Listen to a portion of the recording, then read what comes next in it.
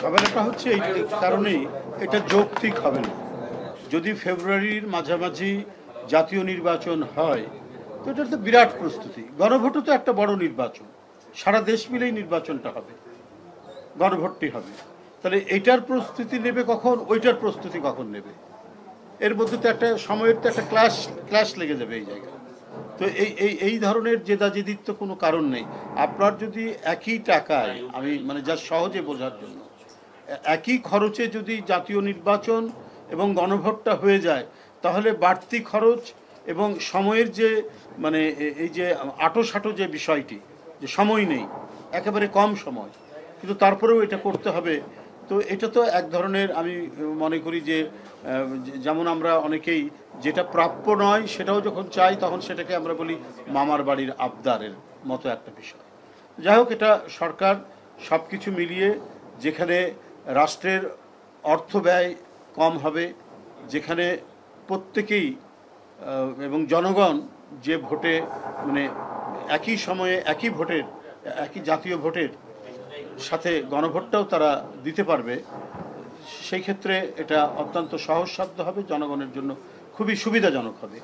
এটাই আমার মনে হয় যে জনগণের এটাই চাওয়া, এটাই কাম্য। তো এবং সব ক্ষেত্রেই, সব দিক থেকেই, যেহেতু এই বিষয়টি অর্থাৎ একই সময়ে জাতীয় নির্বাচন এবং গণভোট হওয়াটাই বাঞ্ছনীয়, আমরা সেটির পক্ষে।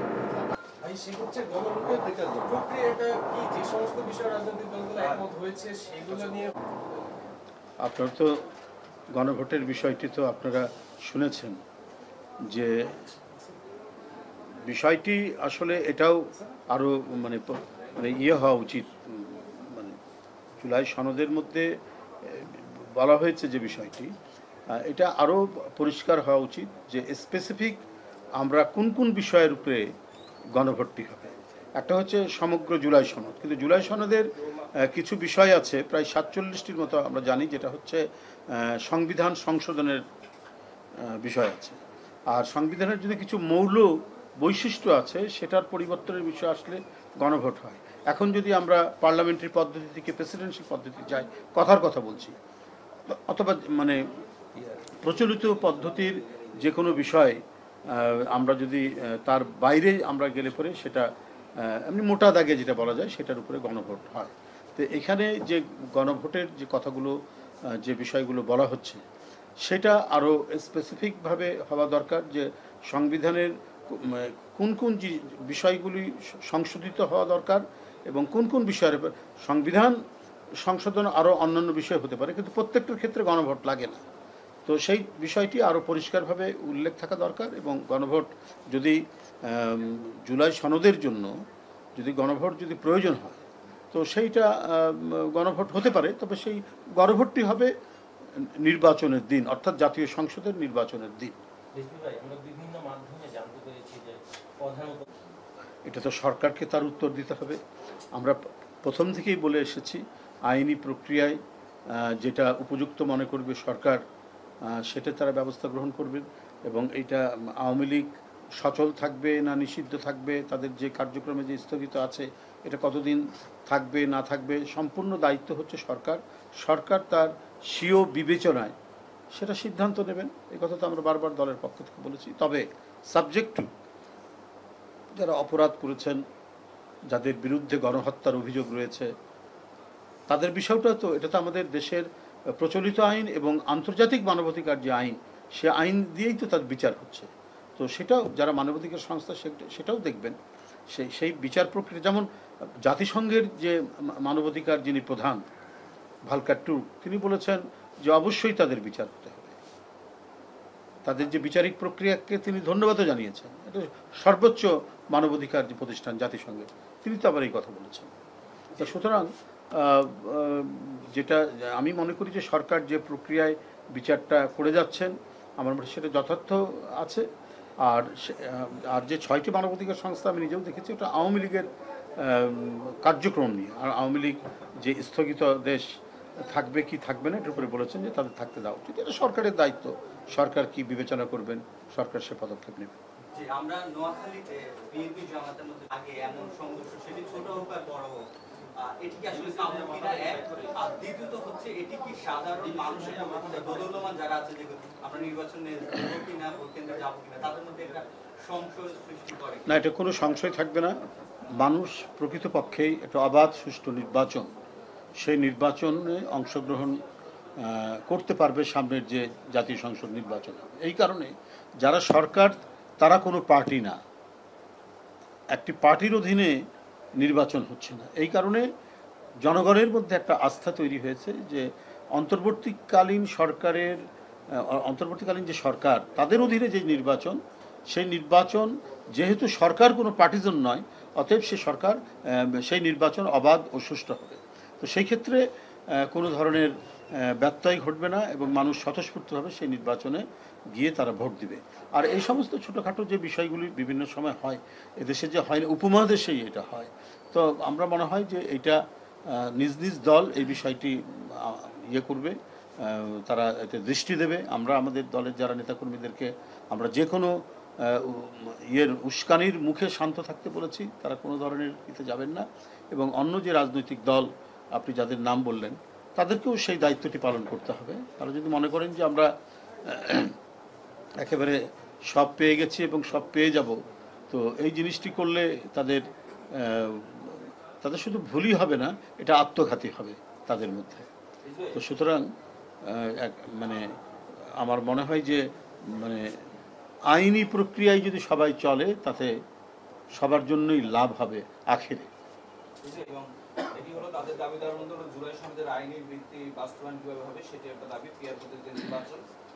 বলতে পারেন তাদের রাজনৈতিক দল, কিন্তু আমরা যদি আমাদের ইতিহাসের দিকে তাকাই, তাহলে আমরা দেখব যে এই ধরনের কোনো ঘটনার পুনরাবৃত্তি হয়নি।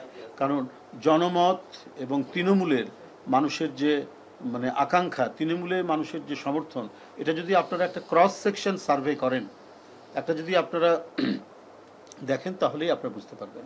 80 সালে শিবির জিতেছিল চট্টগ্রামে। তো জিতেছিল বলে কি আপনার গেটার চট্টগ্রামে কি সবই জামাত জিতেছে? তো গেটার চট্টগ্রাম তো বিএনপি জেতে। 80 সালের পরে যদি আমি একটা অবাধ সুষ্ঠু নির্বাচন যদি বলি 91 সালে, তো 91 সালে তো ওখানে জামাত তো জেতেনি। অথবা 81 সালে একটু অবাধ সুষ্ঠু নির্বাচন হয়েছে, জাস্টিস সাত্তারের নির্বাচন, রাষ্ট্রপতির নির্বাচন। তো সেখান থেকে তো জেতেনি, জামাত জেতেনি, জামাতেরও তো প্রার্থী ছিল, তারা তো সেখান থেকে তো জেতেনি। আবার আমরা যদি দেখি ইয়েতে কি 71-এর যুদ্ধের পরে, তখন তো সবই ছাত্রলীগ, আওয়ামী লীগ। তো যুদ্ধের পরে আমরা বড় বড় বিশ্ববিদ্যালয়গুলোতে আমরা দেখলাম যে বিভিন্ন অপোজিশন ছাত্র সংগঠন যেটা শুরু করলো। ঢাকা বিশ্ববিদ্যালয় ছাত্র ইউনিয়ন, রাকসুতে ছাত্র ইউনিয়ন জিতেছে, তারপরে মান্না ভাই জিতেছে চাকসুতে, জাসদ, তখন তারা আওয়ামী লীগ থেকে বেরিয়ে গেছে। তো 73 নির্বাচনে কি কমিউনিস্ট পার্টি জিতেছে নাকি? না, জাসদ জিতেছে। তারা করেছে, মানে কারচুপি করেছে, অনেক কিছু মানে কী বলে জোর জবরদস্তি করেছে, ভোট ডাকাতিও করেছে, কিন্তু তারপরেও আওয়ামী লীগ জিততো 73 নির্বাচন। ওগুলো না করলে খন্দকার মোস্তাকের ব্যালট বাক্স হেলিকপ্টার করে নিয়ে আসা, জলিলের কি ব্যালট বাক্স হেলিকপ্টার করে ঢাকায় নিয়ে আসা, এগুলো না করলেও হয়তো আওয়ামী লীগ ওই সময় জিততো।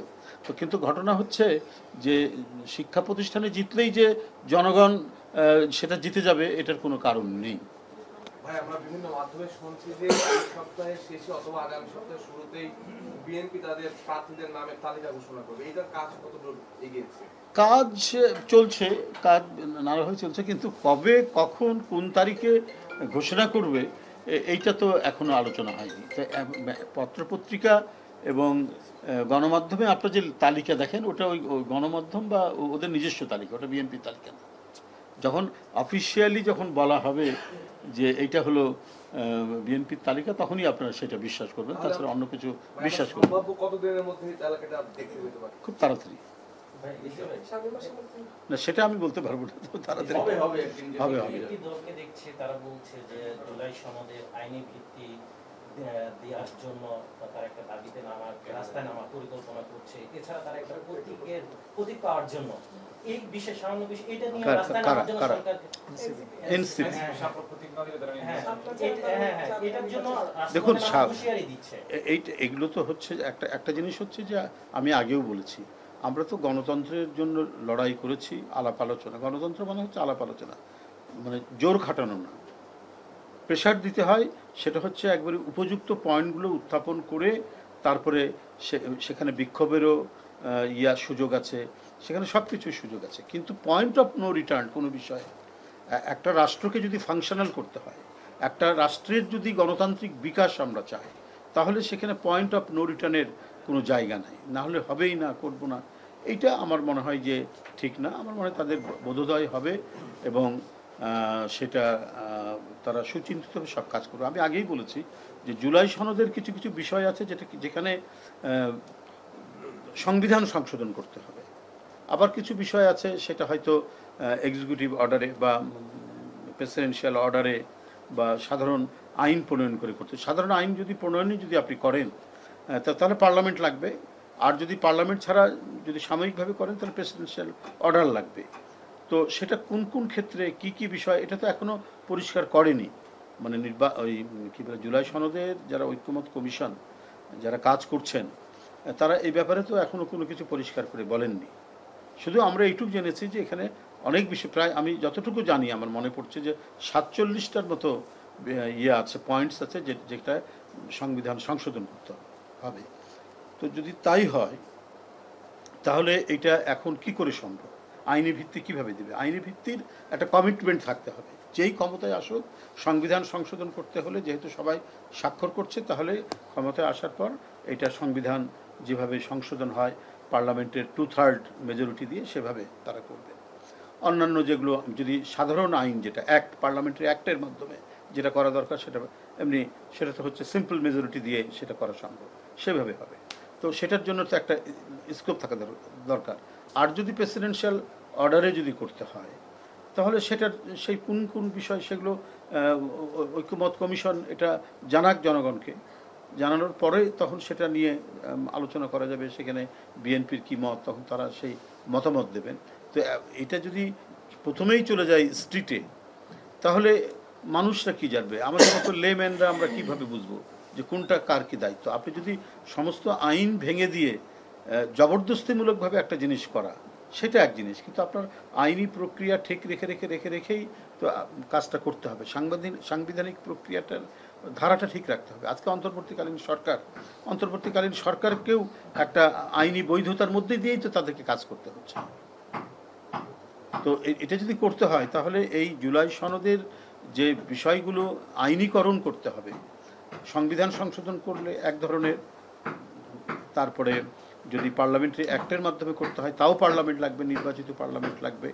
আর তাছাড়া যদি এমনি এক্সিকিউটিভ অর্ডার অথবা প্রেসিডেন্সিয়াল অর্ডারে যদি করতে হয়, অর্ডিন্যান্স জারি করে যদি করতে হয়, তাহলে সেটার নিয়ে আপনার সেটা কোন কোন বিষয় কোন কোন পয়েন্ট করা যাবে সেগুলো তো আগে অবহিত করতে হবে। না করেই সেটা তো আপনারা তো সবাই বসেছেন, স্বাক্ষর দিয়েছেন, এনসিপি ছাড়া সবাই স্বাক্ষর দিয়েছেন।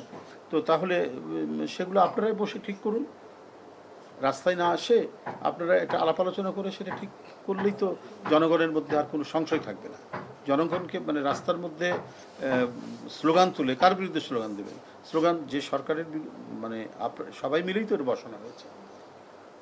যে সমস্ত রাজনৈতিক দল আন্দোলনে ছিল, সংগ্রামে ছিল এবং 5ই আগস্ট পর্যন্ত যারা নিরন্তরভাবে কাজ করেছে তারাই তো এই ঐক্যমতের যে কমিশন, সেই কমিশনে তারা মতামত দিয়েছেন, কথা বলেছেন।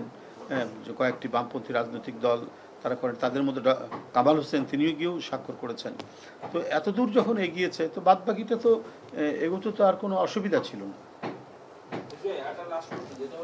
গতকালকে আমরা দেখেছি নিউজ গণমাধ্যমে আসছে, সেটা হলো ক্রীড়া উপদেষ্টা আসিফ মাহমুদ সচিব তিনি বলেছেন যে ভারতের সঙ্গে 10টা চুক্তি তারা বাতিল করেছে এবং সেই সাথে আরো যেগুলো চুক্তি এবং একই জায়গা থেকে গতকালকে আবার পররাষ্ট্র উপদেষ্টার সাথে যখন সাংবাদিকরা জিজ্ঞেস করে এই বিষয়ে তখন তিনি বলছেন আমি বিষয়ে কোনো মন্তব্য করবো না।